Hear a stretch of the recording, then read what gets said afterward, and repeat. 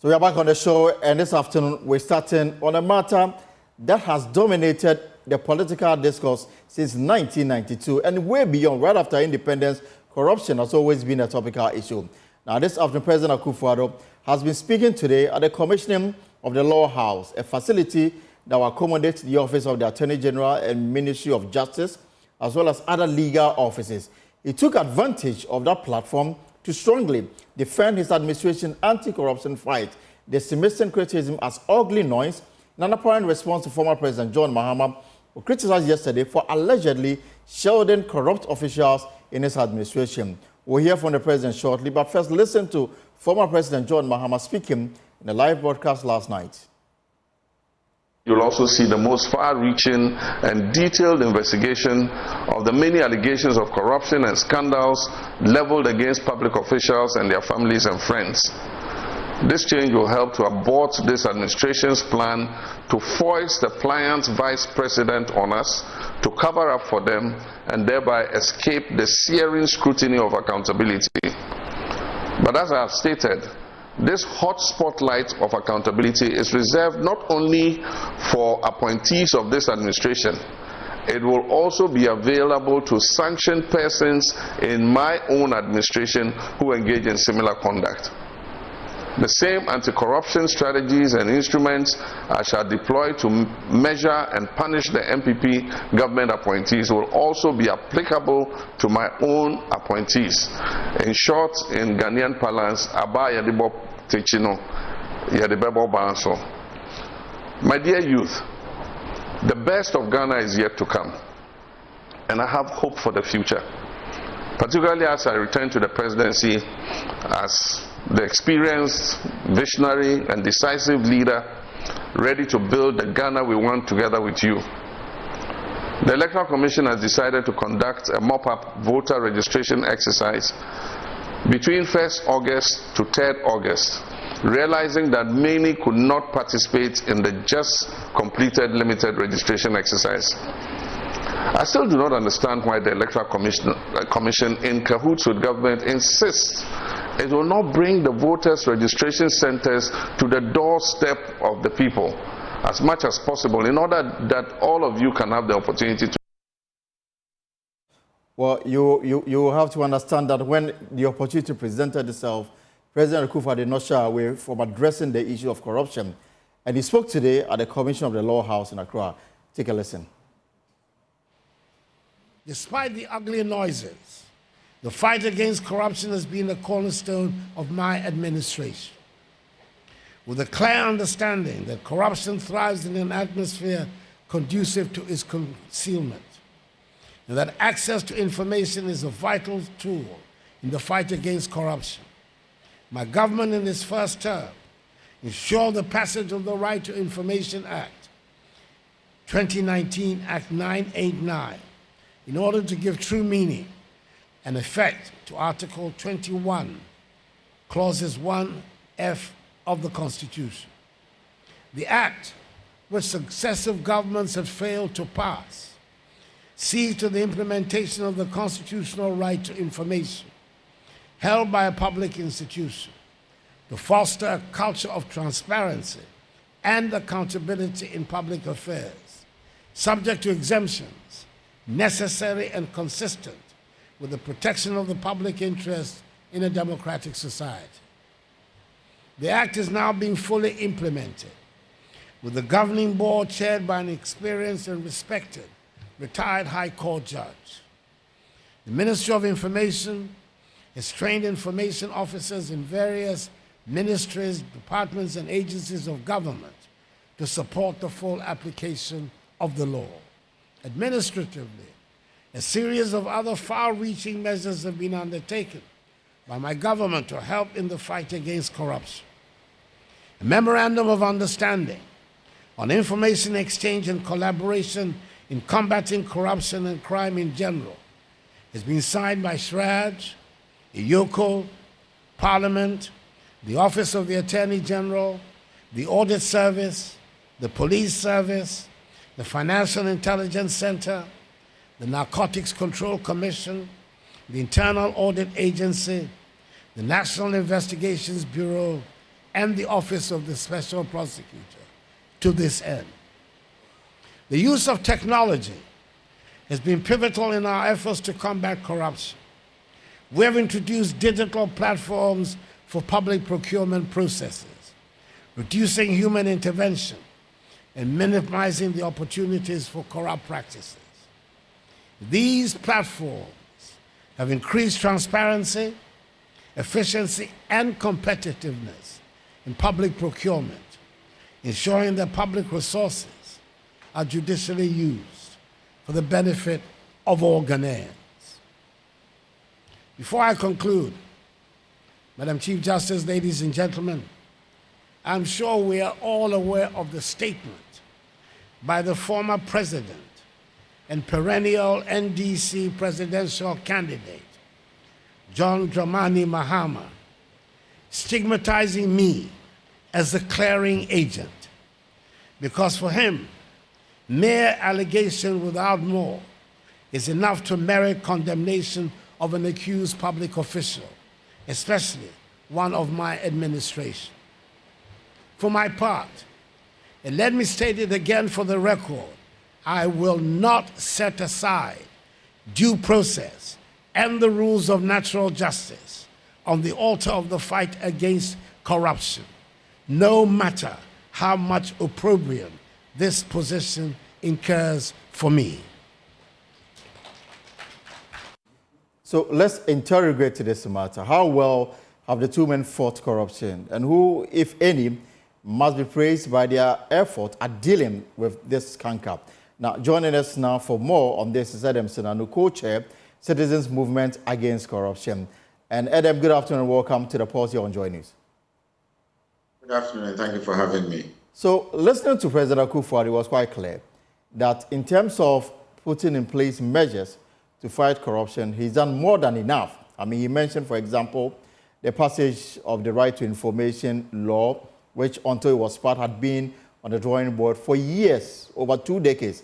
And then he's also resourced the anti-corruption agencies with money, if you like, budgetary allocations that enables them to do their work and do it well. Surely, these are pluses we can give him. But this enough to say that you're on top of issues when it comes to fighting corruption? Well, I think that you've gone on the right trajectory.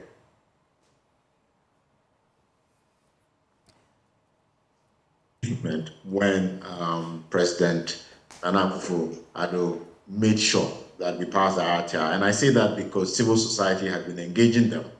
And in those engagements, it took the president intervening to insist that the Attorney General should speed up the process so they would make more time to go through the document and pass it.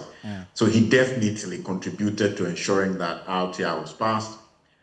Yes, they have made additional efforts to resource anti-corruption agencies.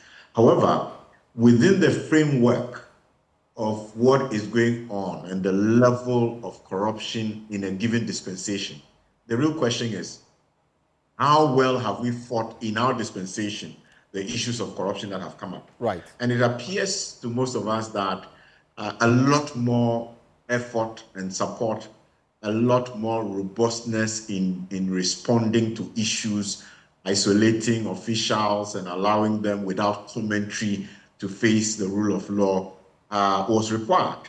And I don't think that the president's own assessment is a true reflection of how we see it from the civil society and the anti-corruption space. But you know, in 2016, President Akufo-Addo rode on the back of corruption and gave indication that he was going to fight it head on. Now, he's almost 6 months away from exiting office. How will you rate his performance in terms of this canker of corruption? Well, one of the things I've never been in the habit of doing is ranking and rating. However, fortunately, we have the Corruption Perception Index results. And you'll find that our highest rating or ranking was in 2014 when we had 48. Right. I think our best period was between 2013 and 2015. Our highest at 2014 at 48 and then 47 at 2015. subsequent to 2016, we fell to 40. I think in 2016, 2017 came up to 43, and we stagnated. And so we really have not achieved the best of levels. We've not, as it were, succeeded in doing better than we had done earlier than his government. And I think that the CPI would speak for itself if we're going to do an assessment. But, I mean, in terms of the rhetorics, is it easier to say that I will deal with corruption when you are not in power? Is it more difficult to do it when you are in power? Obviously, it's one thing to say so when you're on a campaign platform and the nature of the issues are not, I mean, directly in front of you. You don't have, as it were, an operational understanding of what is going on in the levels of corruption. And I think that, yes, it is more easy to say it on a campaign platform. And then when you get in and you discover that, look, even your party people are not entirely aligned with you with this fight, I'm not sure the president would have said he would put his presidency on the line fighting Galamsey if he knew what was going to happen. So it's easy to say these things on campaign political platforms. And we should all take with a certain pinch of shame and perhaps look much more at the track record of what they have done in the past to see whether they are capable of delivering on the things that they say they will do. But if we are assessing President Akufo-Addo, at least we can point to the fact that some of the promises he made whilst campaigning in 2016 is actually live up to expectation. In fact, he said he was going to ensure the passage of the right to information. He was going to set up a special office, the Office of the Special Prosecutor, to be independent in the fight against corruption. He set it up, appointed a new member of the NDC as the first head. So these are things that you can point to and say that he made promise, he delivered on them. As to whether these have helped in the fight against corruption, perhaps you can take one after the other. In terms of the RTI, a lot of people, including the media, they've taken advantage of the provisions in it. We've gone ahead to request information. We've gotten them. There's some kind of transparency in terms of how the public or appointees are managing matters that we want answers to. The Office of the Special Prosecutor is supposed to be independent. Since its establishment, not one person has been prosecuted for indulging in corruption. You cannot lay that blame on the president. I don't think that anybody is laying any blame on the president. I think what we are saying, and people need to take note, is that fighting corruption requires a holistic effort. It's one thing trying to set up institutions, make sure that certain laws are passed, but that is just a part of what you need to do if you're going to fight corruption. When Obama was here, he talked about strong leadership, strong institutions. Right. So you need strong leadership, which is shown by, so you robustly deal with any members of your government who are found or suggested to be culpable. Isolate them, allow the rule of law to deal with them. Don't pass any comments that seem to suggest that you have already taken a position, you've drawn a conclusion, and to all extents and purposes, that might begin to signal the institutions who are supposed to do investigation that this is what the president's position is. Maybe you need to align with it if you don't want to lose your job, etc., etc. So there's been that mismatch between saying we'll do the law, and which is important. I mean, delighted that the OSP was put in place. It has contributed a lot to keeping the fight going. Absolutely happy that the RTR was passed. That's also a monumental, feat, as I said earlier. However, there are many other spaces and things that have happened relating to commentary on people who are being investigated, and the follow-up on issues where most of us think that leadership has not been very clear, not distinct, and not taking the actions that allow the other anti-graft institutions to say, okay, the presidency is showing us the way, and we're going to make sure we deal with these matters very comprehensively. So that's the challenge. There's not been that consistency between all the actions. And so it speaks a little differently from how the president would like to say it. But Adam, the issue or the tag that the NDC, for example, they've always referenced the president when it comes to the issue of corruption is the fact that they've always accused him of clearing his appointees who have been accused of being corrupt. And today he responded to this matter and said that he will not sidestep due process in dealing with these matters. Suffice to say that unless there's enough evidence for me to act on, it will be difficult for me to act just simply because allegation has been thrown about somebody being corrupt. Are there clear cases that we can say that in these instances you had all the opportunity to act and yet you didn't? I mean, I don't think that we are following due process when OSP says they are investigating Cecilia Dapa and she comes to the presidency and then you say, or you write a letter saying that you are sure that at the end of the day, you'll be cleared. I mean, that's not due process. Due process, you stay neutral. You stay above the fray and then allow the institutions of state to finish their work. And then they provide the results. And then when the outcome of that OSP investigation on Madam Cecilia Dapa appears to have vindicated the president's earlier position?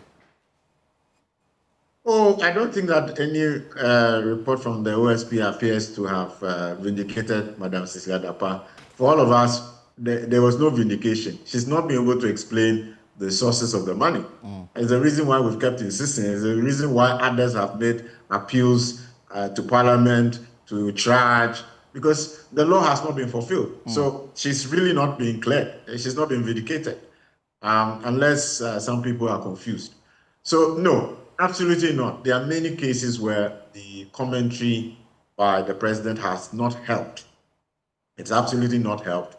And I don't think that his own perception and conclusion on this matter, it seems to me like sometimes politicians think that the more we say something is good, then everybody believes it's good.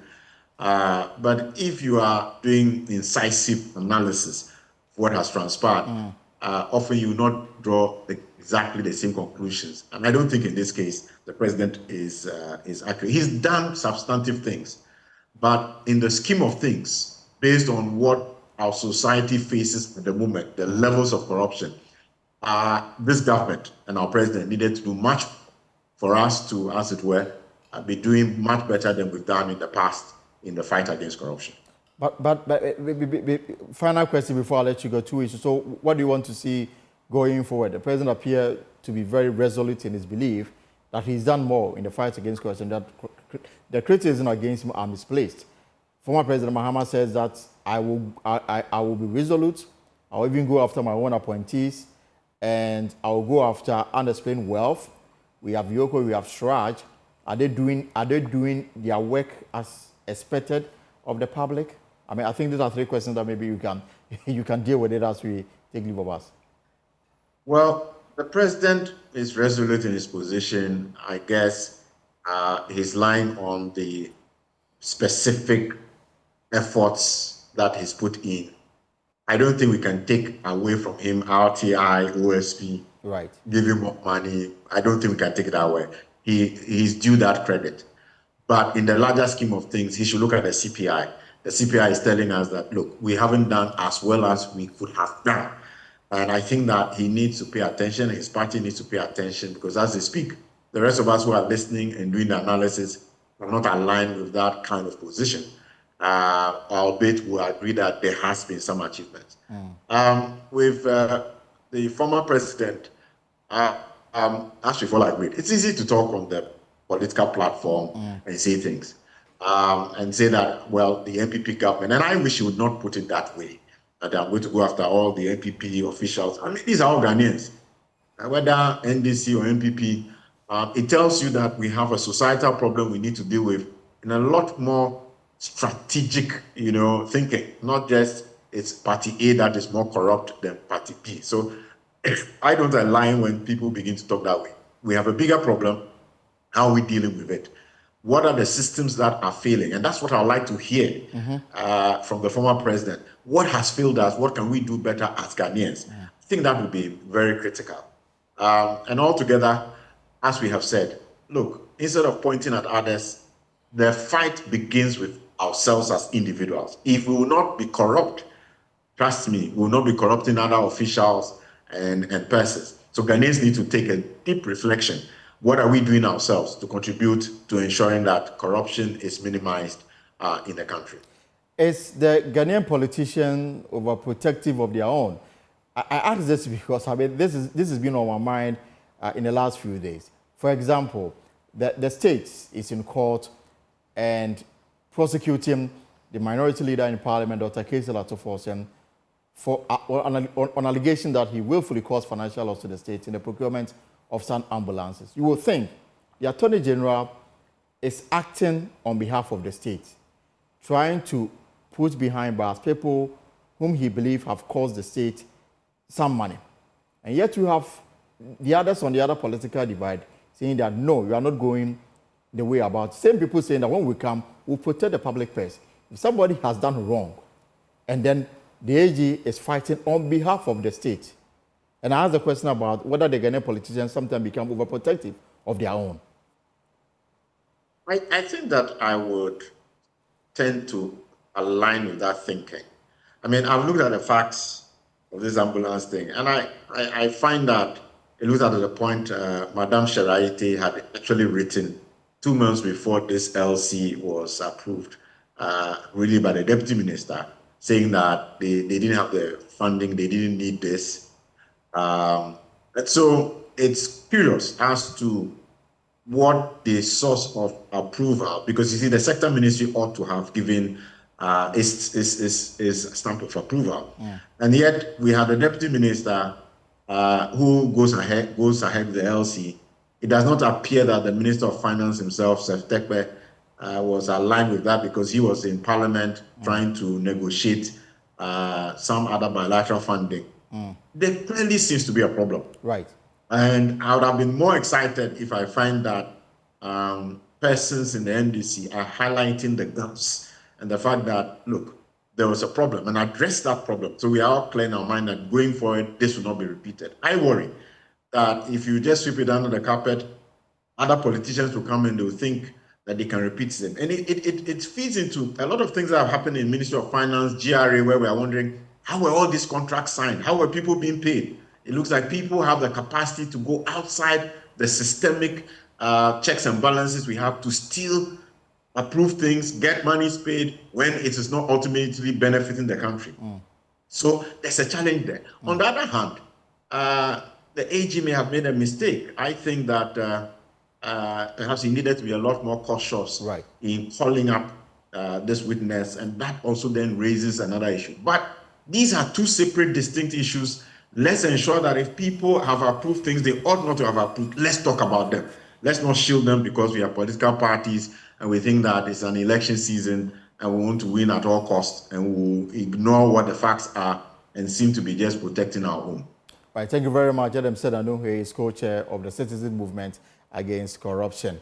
Right, this is a pulse here on Joy News. We've been talking about an age-old issue of corruption and whether or not we are winning the fight against it. We'll take a short when we come back. The NDC is 32 years old today. And we'll talk about this more when we return from this short break.